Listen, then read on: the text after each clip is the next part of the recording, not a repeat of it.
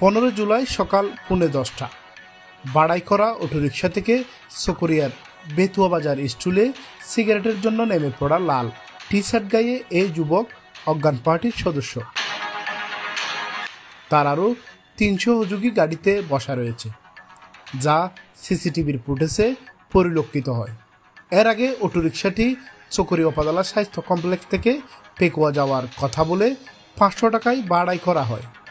এই চালকের নাম মেহেদি হাসান। পরে পেকুয়া উপজেলা স্বাস্থ্য কমপ্লেক্সে নিয়ে গিয়ে চালক মেহেদি হাসানকে অজ্ঞান করে তার অটোরিকশাটি ছিনতাই করে নিয়ে যায় তারা।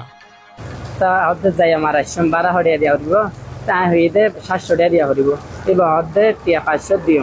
আমি আচ্ছা তো ঠিক আছে যাই, তো যাইরে উতরা তুললি এটার 4 জনের শিল 4 জন তুলিয়ে পেকুয়া সরকারি হাসপাতালের ভিতরে গলা দিয়ে 2 জন মানে যেড়ে রোগী উড়ে রোগীরে 2 জন উঠতই আর 2 জন আরে মানে গাড়িয়ান সাইড বেত হয়ে পিছে সাইড গিদ্দি তারা ঠান্ডা এনে ঠান্ডা দেওয়া এনে তো ইতারা হত বেত অনুগ্রহণ নাই ঠান্ডায়া ঠান্ডা আইগুলি ঠান্ডা এডুক জন হাই তার হলি যাব মানে জন খুঁজছে আই বাতু প্রচার করে দে মানে ঠান্ডা হাই না হলি জায়গা ফুরে তাই মাজন হয়ে তো তোর নাকাম মাইদে হাসারা কানে দমারে নাগর মানজন হাসারা এদের মধ্যে আই অজ্ঞানী বিয় আর গাড়ি হড়ে মানি নাই আর কিছু না জানি। এরপর অটোরিকশা চালক মেহেদি হাসান চকরিয়ার বিএমচর দিয়াচর গ্রামের মোহাম্মদ কামালের ছেলে।